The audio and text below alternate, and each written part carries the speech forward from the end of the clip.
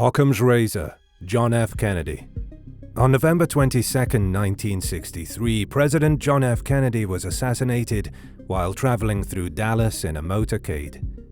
This assassination and the subsequent murder of his claimed assassin Lee Harvey Oswald in police custody devastated a country to such a degree that the trauma has never fully subsided.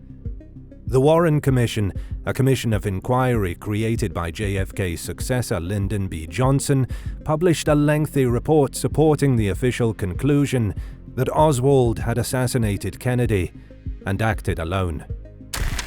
Welcome to Bad Things. In today's video, we are exploring the infamous John F. Kennedy assassination theories. But with a twist. We will give you the known facts, some plausible conspiracy theories, and a theory using Occam's razor principle. Despite knowing the official narrative, a lot of individuals seem to have a hard time believing the account. How was it possible for someone who had such poor shooting abilities during his short time in the Marine Corps to strike a moving target at a considerable distance with 2 of the 3 rounds that they fired from a window on the 6th floor?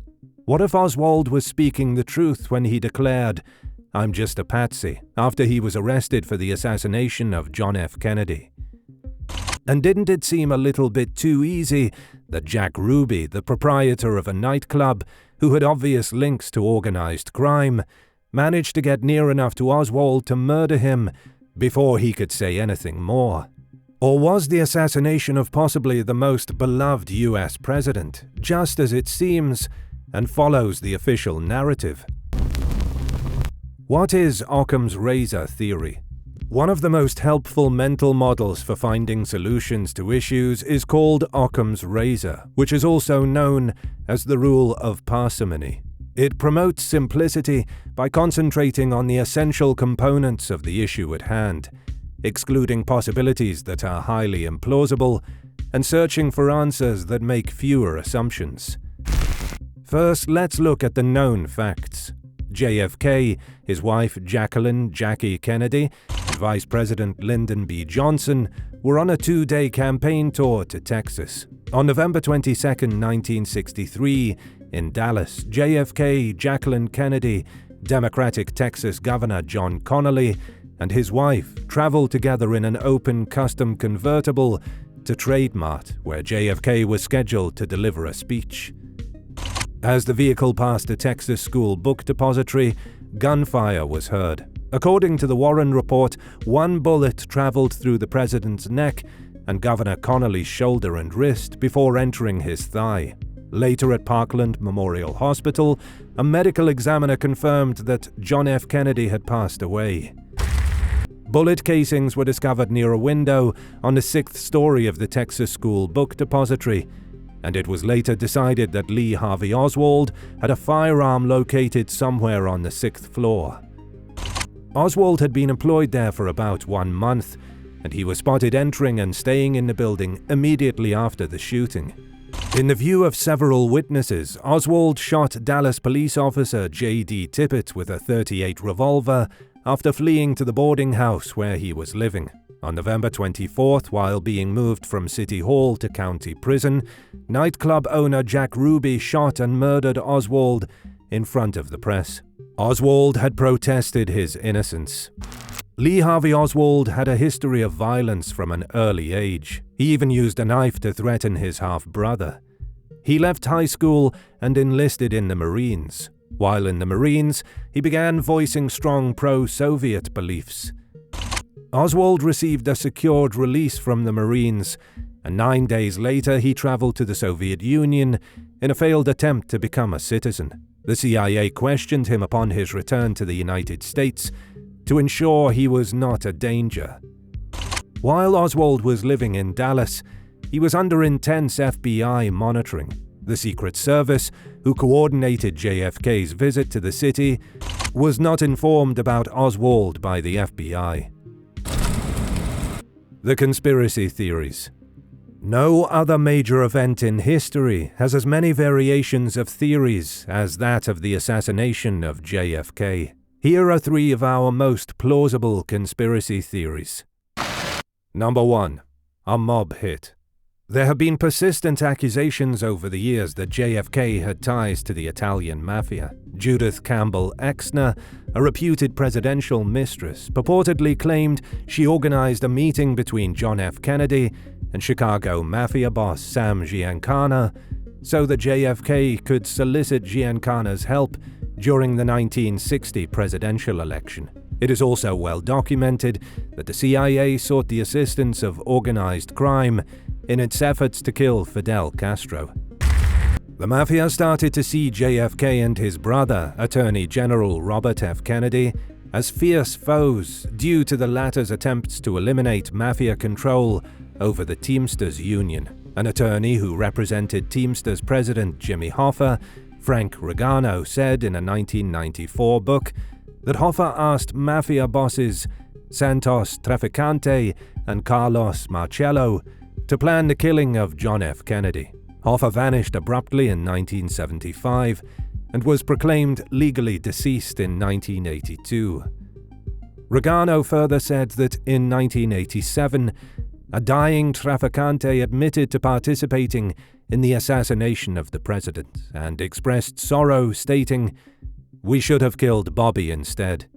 Even House Select Committee on Assassinations attorney G. Robert Blakey said in 1979, "I think the mob did it. The mob hit is perhaps the conspiracy theory that is closest to being believable." However, because the potential suspects and their connections are all deceased, the likelihood of uncovering strong evidence seems to be diminishing. Number 2. The Bay of Pigs debacle.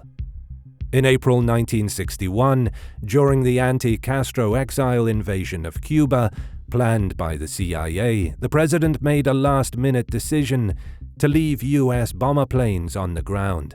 JFK was apparently afraid that American fingerprints on the operation would be too visible. The attempted invasion failed due to a lack of air power, and many in the exile community blamed Kennedy. Even while he supported a covert CIA operation to remove Castro, it was not enough to satisfy the armed militants anxious to launch another invasion. After federal authorities broke down several of their training centers and seized their weapons in the spring of 1963, they became even more enraged. In October, only 7 weeks before the assassination of John F. Kennedy, one anti-Castro activist threatened, "We're going to give him the works when he gets in Dallas," according to a recording of a meeting in Dallas. In the aftermath of the murder, an informant said to the FBI that the day before JFK was killed, another anti-Castro activist who was trying to illegally purchase weaponry bragged that his rich supporters would provide the funds as soon as we take care of Kennedy. Nonetheless, the congressional investigators who reopened the JFK murder inquiry found that the anti-Castro radicals were more vocal than threatening and probably weren't involved. Number 1. The military-industrial complex. This scenario has resonated with conspiracy theorists since Oliver Stone's 1991 blockbuster JFK, which used it as its basis. We prefer to conceive the assassinated president as a virtuous and astute leader, one who would have seen that the escalating American participation in the Vietnam War was a potential calamity in the making and would have opted to cut his losses early. In his 1961 farewell address, Kennedy's predecessor, Dwight Eisenhower, cautioned Americans about the feared military-industrial complex, which consists of Pentagon officials and defense corporations. Eisenhower believed that private companies were acquiring a tremendous amount of influence over how much the military spent on weapons. So, is it possible that factions inside the military-industrial complex orchestrated the assassination of a non-cooperative top executive? There is no solid evidence that JFK considered preempting the Vietnam War, which is a significant flaw in the hypothesis. In contrast, Attorney General Robert F. Kennedy, who would be assassinated in 1968, said in a 1964 oral history interview that his brother was confident the United States must stay in Vietnam to combat the development of communism. JFK and the Occam's razor principle. The majority of individuals let their emotions, opinions, and wants to dictate their perception of the facts. This is particularly true in conspiracies. Such hypotheses often appear from thin air, unsupported by actual data. They fulfill people's need for an explanation of a phenomena for which there seems to be none. Occam's razor is a much more intellectually honest approach to such problems. We should not develop a complex conspiracy theory on the assassination of John F. Kennedy unless it is backed by solid, concrete facts. There are maybe 100 conspiracy theories about the assassination of President John F. Kennedy, but none of them are substantiated by evidence admissible in a court of law. The simplest explanation is that Oswald was the solitary assassin and that he shot President Kennedy on his own. Using Occam's razor, this is the most practical reasoning. It is very probable that the killing of President Kennedy was the result of a conspiracy, and that more than one gunman was present in Dallas on that day. However, the mere potential of such a situation does not merit our unshakable faith. Some conspiracy theories are beyond the boundaries of permissible ridiculousness, yet anything is conceivable. Author Vincent Bugliosi noted that, at one time or another, doubters of the lone gunman theory have accused 42 groups, 82 assassins, and 214 people of being involved in the assassination. That's a lot of paranoia.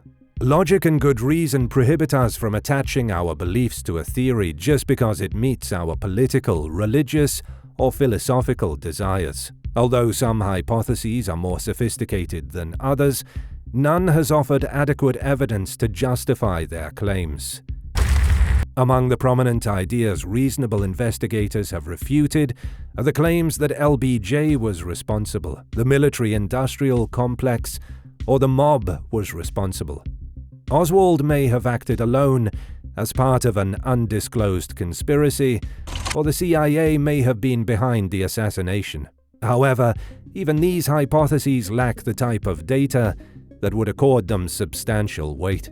You would expect that the lack of concrete evidence would result in universal denial of all hypotheses, yet this is not the case. 75% of Americans think that the killing of John F. Kennedy was the product of a conspiracy and that several shooters were involved.